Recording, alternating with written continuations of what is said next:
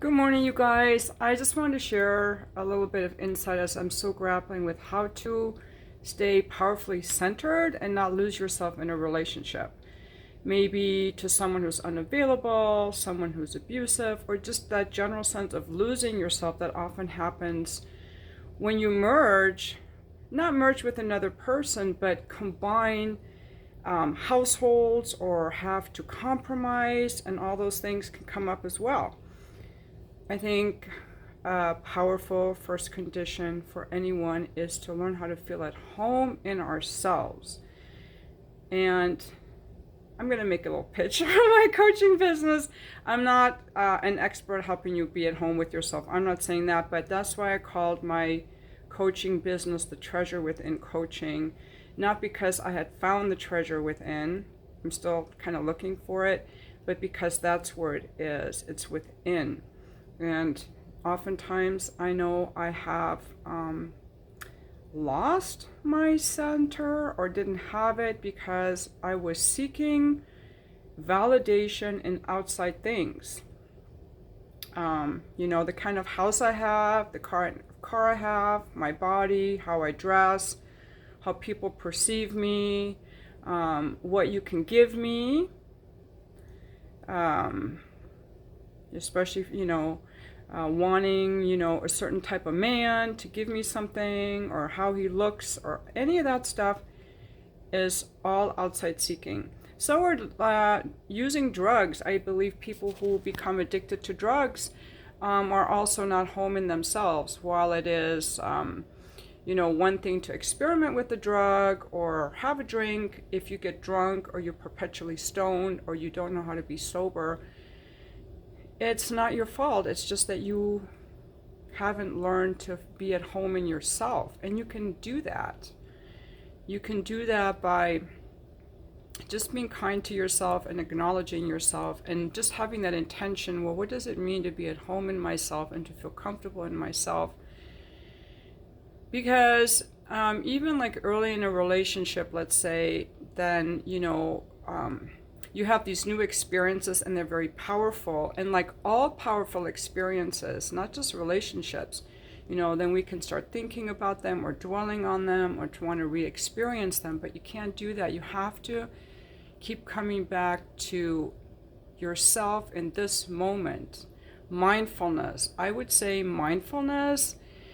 And one really helpful thing is if you could just learn to just sit somewhere that's quiet, where you have no distractions and you can just sit by yourself for 5 or 10 minutes, and just be comfortable and satisfied and fulfilled in yourself.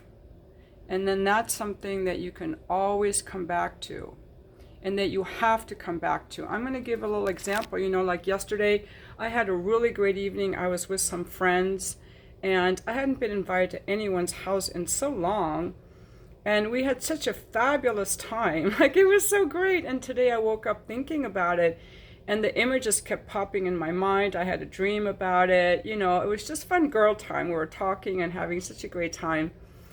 We had a fire going, and because it was so impressionable, it stayed with me even today.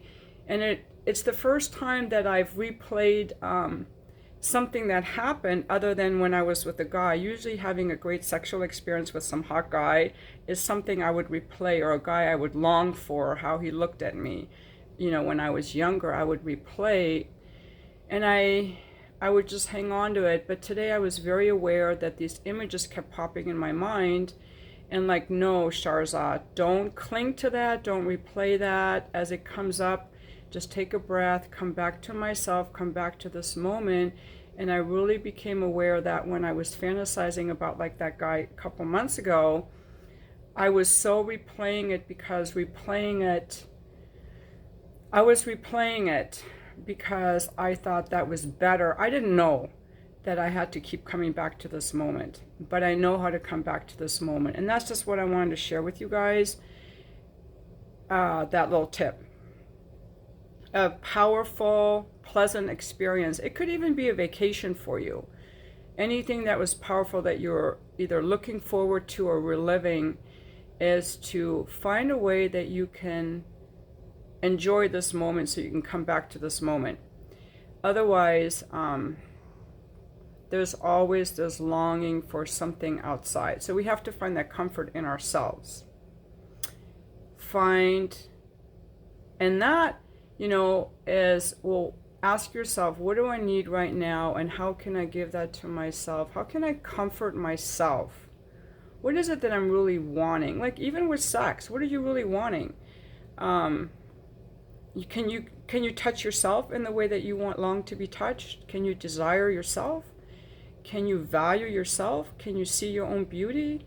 Are you wanting to be validated, feel desired? You can give all that to yourself.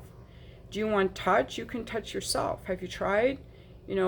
What is it that you're really longing for? And once you start to give that to yourself, doesn't mean that you don't want to receive it from other people, but that neediness goes away, and then that's a way of coming home.